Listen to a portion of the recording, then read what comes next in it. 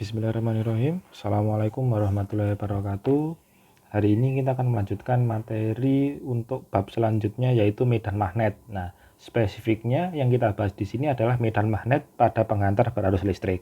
Nah, apa itu medan magnet? Medan magnet itu adalah daerah di sekitar magnet yang masih dipengaruhi oleh gaya tarik magnet. Jadi misal kita punya sebuah magnet, misal ini ada magnet, ini ada kutub misal gini.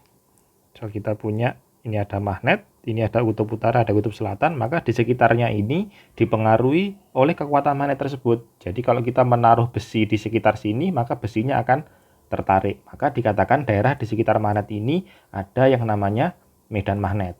Nah, ternyata medan magnet itu tidak hanya disebabkan oleh adanya suatu magnet.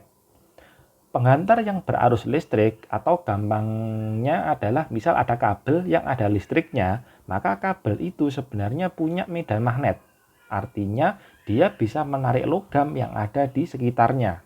Tapi tergantung seberapa kuat medan magnet yang dihasilkan. Jadi tidak kadang kan kalau kita ngelihat kabel itu kok kalau ada medan magnetnya tapi buktinya logam nggak tertarik, itu karena kabel tersebut arusnya kecil. Tapi kalau kabel itu arusnya besar, misal di gardu itu kan arusnya besar, maka medan magnet yang dihasilkan dia juga bisa lebih besar lagi. Nah, untuk medan magnet di kawat berarus listrik ini dipengaruhi oleh beberapa faktor. Nah, medan magnet yang dihasilkan oleh penghantar berarus atau yang dihasilkan oleh arus listrik itu dipengaruhi oleh beberapa faktor. Yang pertama, dia berbanding lurus dengan arus listrik dan panjang kawat penghantar. Jadi, dia dipengaruhi oleh I dan juga dipengaruhi oleh L ya. I dipengaruhi oleh I dan juga L. Jadi arus dan panjangnya. Kalau dia bilang berbanding lurus, berarti semakin panjang kawatnya, maka medan magnetnya makin besar. Semakin besar arusnya, maka medan magnetnya juga makin besar. Kemudian berbanding terbalik dengan kuadrat jarak dari kawat penghantar tersebut. Berarti kalau dia berbanding terbalik, semakin dekat dengan medan dengan kawatnya, maka dia nanti medan magnetnya makin besar karena R-nya makin kecil. Kemudian arah induksi magnet tegak lurus dengan bidang yang dilalui oleh arus listrik. Nah, ini bisa dijelaskan dengan gambar ini. Oke. Nah, misal ada sebuah kawat yang ada arusnya. Misal ini ada kawat, ada arus, arusnya ke atas. Maka di sekitar kawat ini akan ada medan magnet yang arahnya muter. Nah, arah medan magnetnya itu dia ikut aturan tangan kanan seperti ini. Jempolnya ke atas, kemudian 4 jari menggenggam kabelnya. Jadi jempol ini menunjukkan arah arusnya, 4 jari ini menunjukkan arah medan magnetnya. Jadi kalau dilihat dari gambar ini, medan magnetnya itu ada di sekitar kawat. Dia arahnya muter. Muternya kemana? Muternya ikut dengan 4 jari ini. Arah 4 jarinya. Kalau 4 jarinya menghadap muter ke kanan, berarti arah medan magnetnya muter ke kanan.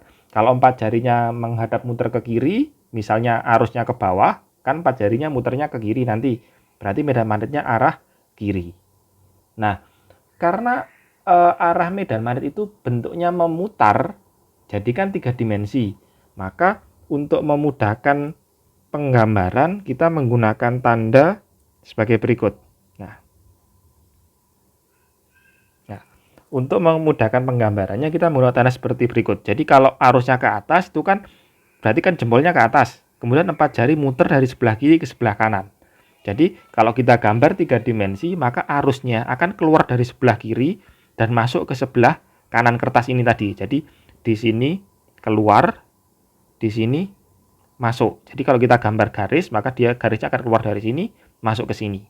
Nah, untuk memudahkan melihat arah keluar masuknya, kita menggunakan tanda dot sama cross atau titik dan silang. Tanda titik menunjukkan bahwa medan magnet keluar dari bidang gambar atau mendekati pengamat, mendekati kita. Sedangkan tanda X menunjukkan bahwa medan magnet masuk ke bidang gambar atau menjauhi pengamat. Jadi menjauhi kita, masuk ke kertasnya. Nah, untuk memudahkan melihat di mana sih dotnya, di mana crossnya, dot itu paling gampang dia kita lihat ada di sebelah kiri arusnya. Sedangkan cross ini ada di sebelah kanan. Contoh, kita punya kawat arus listrik I-nya ke kanan. Misal I-nya ke kanan gini. Berarti kan kanannya kan sebelah bawah, kirinya kan sebelah atas, ya kan? Berarti sebelah kiri itu dot, sebelah kanan itu cross. Berarti nanti di sini dot, di sini adalah cross. Begitu juga kalau misal ada gini, nah arah arusnya miring ke kanan. Berarti kan sebelah kirinya kan sini, sebelah kirinya sini, sebelah kanannya kan sini. Berarti di sebelah sini itu tandanya dot, di sebelah sini tandanya adalah cross. Jadi keluar dari sebelah sini, masuk ke sebelah sini. Nah, ini adalah penggambaran arah medan magnetnya. Nah, penggambaran dot crossnya ini penting kalau kita nanti sudah menghitung resultan medan. Tapi untuk satu medan kita cuma tahu kalau dotnya di sebelah kiri, crossnya nanti di sebelah kanan. Nah, selanjutnya kita menuju ke penerapan medan magnet pada penghantar berarusnya. Nah, penghantar listrik itu bentuknya macam-macam. Dia bisa lurus, bisa melingkar, bisa juga berbentuk kumparan. Nah, untuk bab ini yang kita bahas nanti akan ada 4, yaitu kawat lurus yang panjangnya tak hingga atau kita tidak memperhatikan panjangnya berapa, kemudian kawat melingkar, kemudian selenoida, kemudian toroida. Nah, untuk bab ini sangat bergantung kepada rumus dasar. Jadi dia lebih gampang daripada bab yang sebelumnya. Kalau bab pertama kedua listrik statis sama dinamis, analisanya harus kuat. Tapi kalau di sini sebenarnya tinggal memasukkan rumus ke dalam persoalannya. Jadi kalian tinggal membedakan apakah dia garis lurus, kawat lurus, kawat melingkar, atau selenoida atau toroida. Nah, kita mulai dari kawat lurus tak hingga. Nah, untuk kasus yang membahas tentang kawat lurus tak hingga, artinya kabel yang panjangnya tak hingga, maka medan magnetnya dinyatakan dengan persamaan B sama dengan μ0 I per 2 pi A. Nah, μ0 itu adalah permeabilitas ruang hampa atau ini adalah tetapan, nilainya adalah 4 pi dikali 10 pangkat min 7. Kemudian I-nya adalah kuat arus, A itu adalah jarak titik ke penghantar tersebut. Jadi pada jarak berapa yang ditanyakan. Nah, sedangkan B-nya adalah medan magnetnya atau induksi magnetik. Satuannya bisa Tesla, bisa Weber per meter persegi. Sedangkan jarak ini satuannya harus meter. Jadi kalau nanti diketahui jaraknya masih dalam bentuk senti, maka harus dikonversi ke dalam meter. Oke, contoh soal seperti ini. Sebuah kawat lurus dialiri arus listrik 5 ampere, berarti ini adalah I-nya, berarti I sama dengan 5 ampere. Jadi kalian tinggal memasukkan apa yang diketahui ke dalam soal tersebut. Jadi tinggal masukkan aja rumusnya. Nah, tapi tidak selamanya yang ditanyakan di soal itu adalah medan magnetnya atau B-nya. Kadang kalian disuruh mencari I, kadang disuruh mencari A. Kalau seperti itu, kalian tinggal pindah-pindah ruas saja. Oke. Contoh soal seperti ini.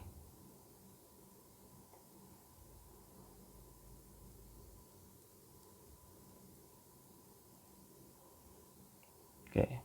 Misal, sebuah kawat lurus dialiri listrik seperti pada gambar. μ0-nya tetap tetapan nilainya adalah 4 pi kali 10 pangkat min 7. Kemudian besar induksi magnetik di titik P. Berarti kan yang ditanyakan sudah diketahui medan magnetnya. Berarti di sini nilai B-nya adalah 2 kali 10 pangkat min 4 Tesla. Pertanyaannya adalah, maka kuat arus yang mengalir pada kawat ini sebesar, nah berarti kalian disuruh mencari I-nya berapa. Oh ya, ini keliru ya. Ini harusnya hilang ini. Nah, ini tidak ada. Oke. Nah, kita lanjutkan. Nah, kalian disuruh mencari I, kemudian sudah diketahui B-nya. Nah, dari gambar diketahui jaraknya adalah 2 cm, berarti A-nya adalah 2 cm atau 2 kali 10 pangkat min 2 meter. Oh ya, biasakan setiap kalian menuliskan diketahui itu langsung dikonversi kalau dia belum standar. Jadi ketika ngitung nanti lebih gampang. Oke, kembali ke pertanyaannya. Di sini yang ditanyakan adalah nilai dari I-nya. Maka kita tulis dulu rumus dasarnya. Rumus dasarnya adalah B sama dengan μ0 dikali I per 2 pi A. Nah, kita kan butuh I. Ini berarti selain I dia harus pindah. Dia harus pindah ke sebelah kiri. Nah, supaya kalian tidak salah memindah rumus, maka biarkan I-nya tetap di sebelah kanan. Ya. I-nya biarkan di sebelah kanan, karena kalau dipindah ke sebelah kiri, kadang-kadang kita salah mindahnya. Nah, oke, misal I-nya tetap di sebelah kanan, ini B. Nah, 2pi ini kan di bawah. Pindah ruas jadi dari bagi menjadi kali. Berarti dikali 2pi. Mu nolnya di atas, pindah jadi di bawah. Berarti ini adalah I-nya. Nah, kalau sudah rumusnya ada seperti ini, maka kita tinggal masukkan nilainya. Kalau sudah seperti ini, dibalik boleh. Kalian tuliskannya gini, I sama dengan B dikali 2pi per mu nol. Nah, kalau sudah tinggal kita masukkan nilainya. B-nya diketahui 2 kali 10 pangkat min 4 dikali 2pi, A-nya adalah 2 kali 10 pangkat min 2 per mu nolnya adalah 4pi dikali 10 pangkat min 7. Nah, 2pi kali 2 kan 4pi, berarti ini hilang. Nah, berarti ini tinggal 2 kali 10 pangkat min 4 dikali 10 pangkat min 2, hasilnya adalah 10 pangkat min 6 dibagi dengan 10 pangkat min 7. Berarti ini 10 pangkat min 6 dibagi 10 pangkat min 7, hasilnya adalah 10 pangkat 1 atau nilainya adalah 20 ampere ya.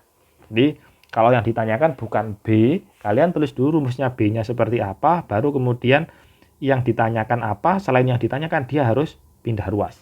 Nanti kalau sudah dipindah ruas, maka tinggal masukkan angka-angkanya ada berapa. Oke. Nah, ini kawat lurus. Kalau ada pertanyaan nanti silakan ditanyakan di forum atau tanya ke saya secara pribadi. Selanjutnya tugas kalian ya seperti biasa, kalian harus mencoba sendiri, karena kalau kalian tidak mencoba nanti sama aja, melihat sama mengerjakan sendiri itu beda nanti rasanya. Oke, kalian ambil ini, sama kalian kerjakan 2 soal ini.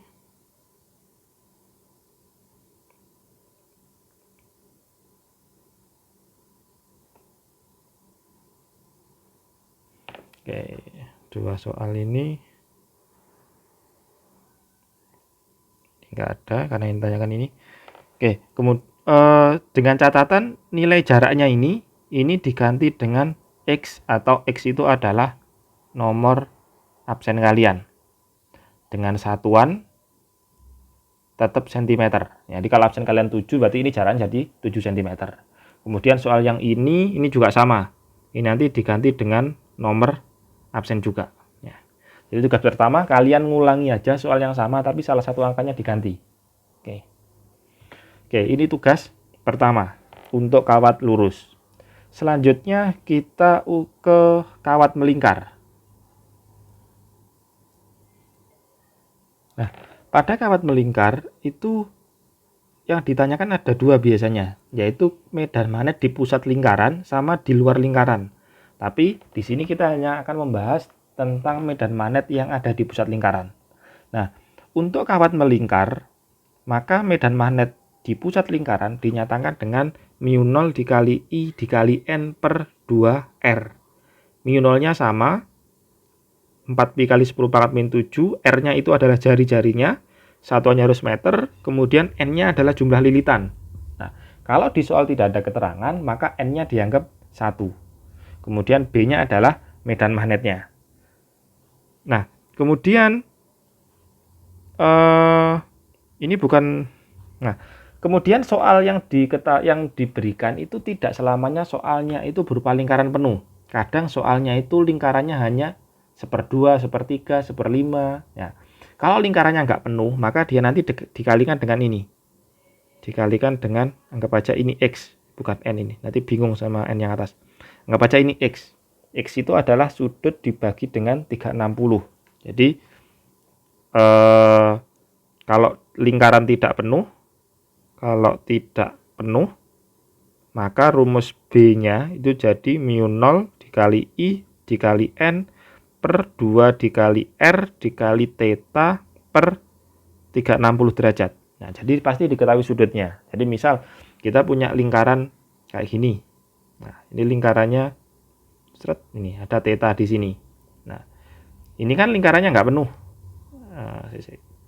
Apa gini. Nah, dicret. Ini kalau diperpanjang kayak gini. Nah, anggap aja ini titik P. Nah, ini ada tetanya. Nah, misal tetanya ini berapa ya? Misal tetanya adalah 120 derajat misal. Nah, kalian disuruh mencari berapa medan magnet di titik P. Misal ini jari-jarinya adalah 4 cm, kemudian dia dialiri arus listrik, I-nya adalah 2 ampere. Maka berapa medan magnet di titik P? Maka medan magnetnya karena dia membentuk sudut, maka B-nya kita nyatakan dengan mu0 dikali I dikali N per 2R dikali dengan theta per 360. Tapi kalau lingkarannya penuh, ini tidak usah pakai. Ya, theta per 360 ini hanya dipakai kalau sudutnya itu tidak satu lingkaran penuh atau tidak 360. Nah, kemudian kita tinggal masukkan sama dengan kawat lurus tadi. Kita tinggal masukkan mu0-nya adalah 4pi kali 10 pangkat min 7, I-nya adalah 2 ampere. Nah, N di sini adalah jumlah lilitan. Kalau di soal ini tidak ada keterangan, maka dianggap jumlah lilitannya adalah 1. Jadi kabelnya cuma 1. Kemudian dibagi dengan 2R. R-nya adalah jari-jarinya 4 cm. Jangan lupa dijadikan ke meter. Jadi ini 4 dikali 10 pangkat min 2. Dikali dengan sudutnya adalah 120 derajat dibagi dengan 360 derajat. Ya, berarti kan ini dicoret, ini jadi 1, ini jadi 3. Kemudian 2 sama 2, 4 sama 4. Berarti kalau dicoret ini tinggal jadi pi kali 10 pangkat min 7 per 3 kali 10 pangkat min 2. Atau kita tuliskan per 3 pi dikali 10 pangkat min 5 Tesla. Ya. Ini kalau kawatnya tidak melingkar. Melingkar tidak penuh. Oke, nah cuman hati-hati dengan melihat sudutnya. Kadang ada soal yang menjebak bahwa tetanya itu bukan yang ada tertulis di situ. Contoh, misal ada soal menuliskan bentuknya seperti ini. Ini, terus kemudian misal ini ada keterangannya 60 derajat. Nah, kalau dilihat dari gambar ini, tetanya, jangan sampai keliru, tetanya ini bukan 60 derajat. Kenapa? Saya tagak, jelek banget ya. Saya tak hapus dulu.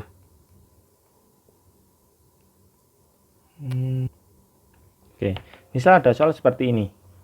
Di sini ada keterangan 60 derajat. Nah, hati-hati, theta yang dimaksud di sini adalah sudut yang dilingkupi atau dilewati oleh kawatnya. Jadi kalau kawatnya tadi ini, maka sudutnya adalah ini, sama. Berarti kalau kawatnya adalah ini, maka sudutnya adalah ini, bukan 60 derajat. Hati-hati. Jadi theta itu adalah sudut yang dilingkupi oleh kawat tersebut atau dilingkupi oleh pengantar tersebut. Jadi kalau kasusnya gambarnya seperti ini, maka tetanya itu bukan 60 derajat, tapi yang atas ini. Berarti tetanya itu adalah 360 min 60 derajat atau 300 derajat. Ya. Oke, ini untuk kawat melingkar. Nah, tugas kalian selanjutnya kalian coba sendiri untuk kawat melingkar. Soalnya ini. Oke, untuk tugas yang kedua untuk kawat melingkar sama, ada 2 soal juga. Tapi kalau yang kawat melingkar ini kalian tidak usah mengganti dengan nomor absen, tetap dengan soal aslinya. Ini soal yang pertama, ini soal yang kedua. Ya, ini untuk tugas kawat melingkar.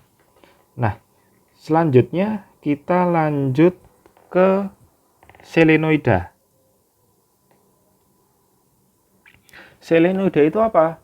Selenoida atau orang bilang kadang solenoida itu adalah penghantar lingkaran dengan jumlah lilitan yang sangat banyak. Jadi gampangannya selenoida itu adalah besi yang dililiti sama kawat. Jadi misal ini adalah besi, dia dililiti sama kawat gini, muter. Nah, sama kayak gambar ini. Nah, maka ini disebut sebagai selenoida atau solenoida. Nah, solenoida ini juga memiliki medan magnet karena dia dialiri oleh kawat yang ada listriknya. Jadi kalau di gambar ini ada besi, kemudian dia dililiti oleh kabel, kemudian dihubungkan dengan baterai di sini. Nah, karena dia dialiri listrik, maka selenoida ini punya medan magnet. Nah, untuk kasus selenoida atau solenoida itu yang ditanyakan bisa dua. Bisa medan magnet di pusatnya, bisa medan magnet di ujungnya. Kalau pusat itu di sini, ini pusat, ini ujung. Nah, kalau di rumusnya hampir sama, yaitu mu0 dikali I dikali N per L.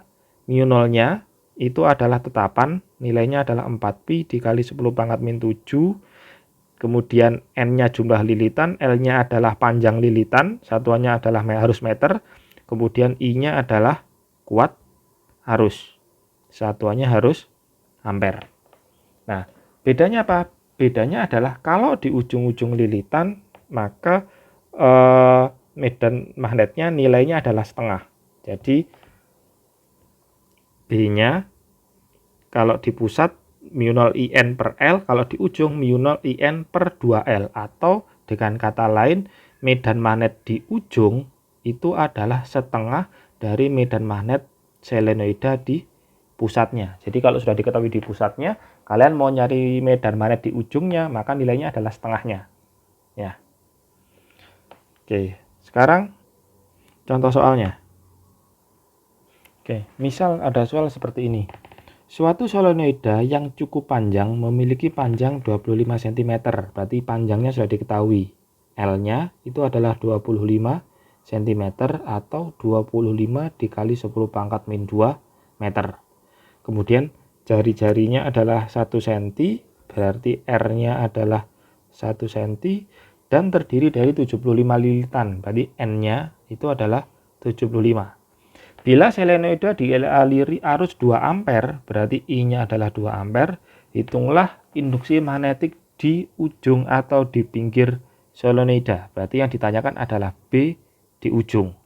Nah, medan magnet di ujung itu adalah setengah medan magnet di pusat. Berarti B-nya nanti adalah setengah dikali mu0 dikali I dikali N per L.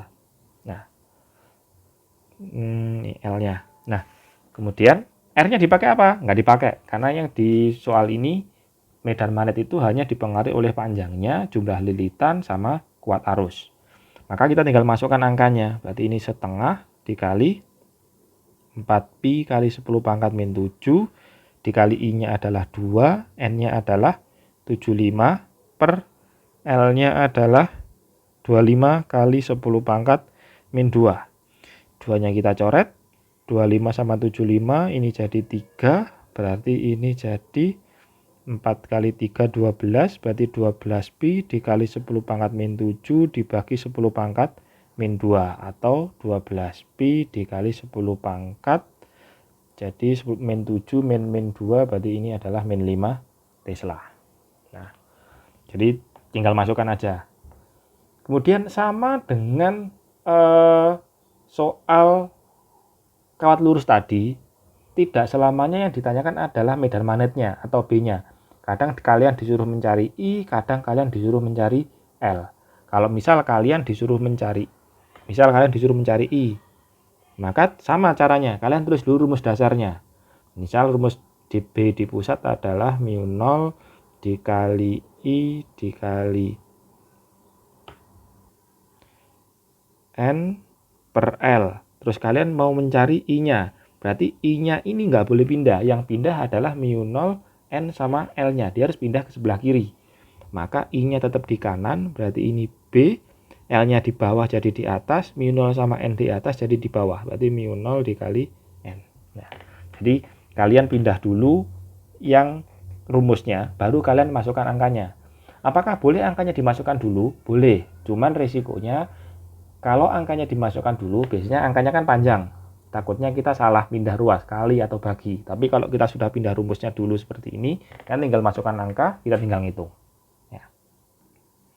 Oke, ini untuk tugas yang ketiga. Nah, tugas yang ketiga ini ada 2 soal. Ini soal pertama, ini soal kedua. Nah, soal yang pertama ini arusnya, ini kalian ganti dengan nomor absen. Kemudian untuk yang nomor 2, soalnya ini tetap sesuai dengan ini, semuanya sama. Ya. Kalian kerjakan ini yang tugas yang ketiga, ada 2 soal. Berarti tugas 1 tadi kawat lurus 2 soal, kemudian kawat melingkar 2 soal, sekarang selenoida juga 2 soal.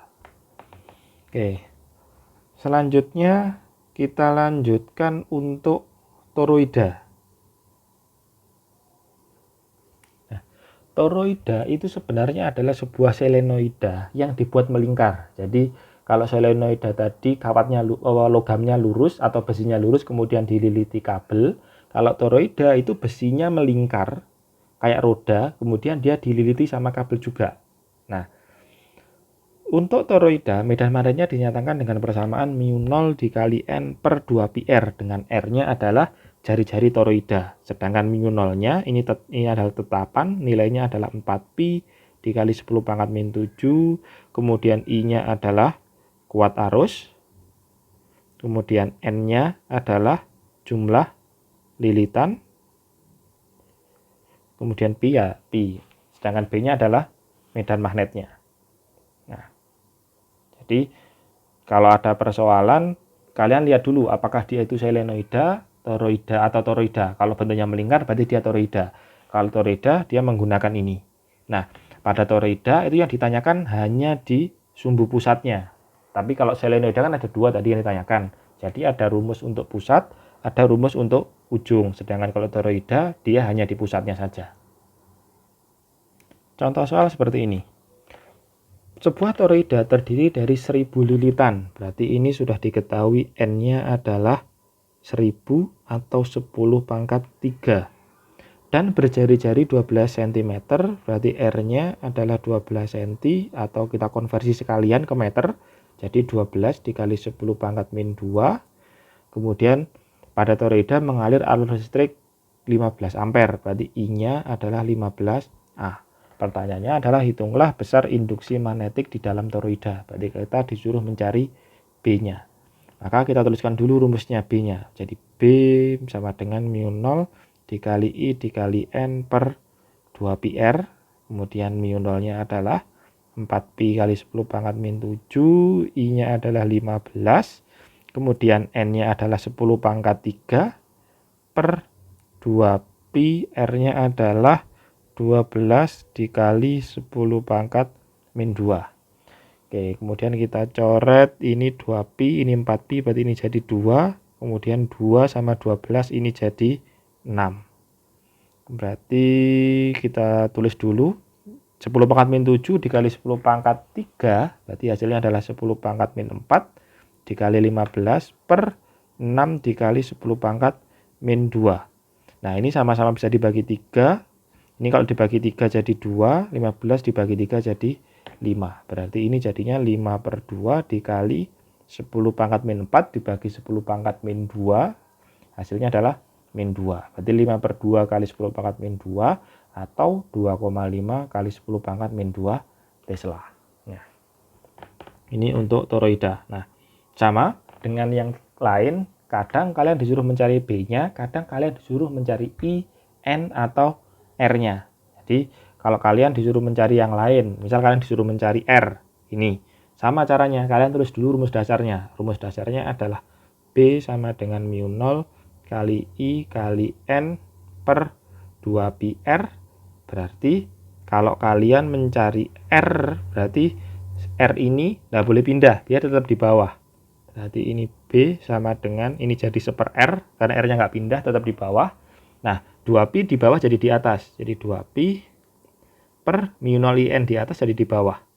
Jadi μ0 kali I kali N. Nah, karena ini masih 1/R, jadi dibalik.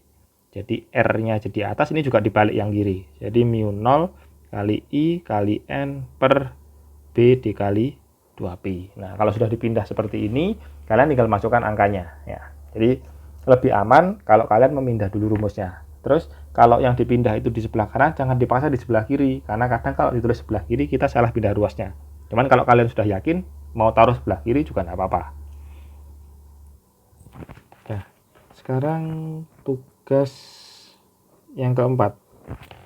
Tugas yang keempat ada 2 soal. Soal yang pertama sama seperti contoh soal, tapi I-nya ini kalian ganti dengan nomor absen kalian. Ya.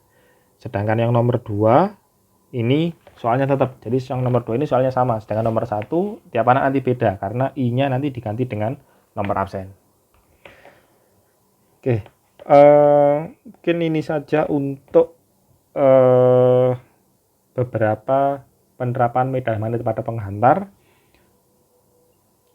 Kalau ada pertanyaan nanti silakan ditanyakan di forum e-learning atau bisa tanya saya sendiri untuk pribadi. Nah, seperti biasa, tugas kalian adalah membuat catatan dan mengerjakan tugas yang ada di video ini. Berarti total ada 4 tugas, masing-masing tugas ada 2. Berarti ada 8 soal yang harus kalian kerjakan. Berarti ada catatan atau rangkuman, ada soal.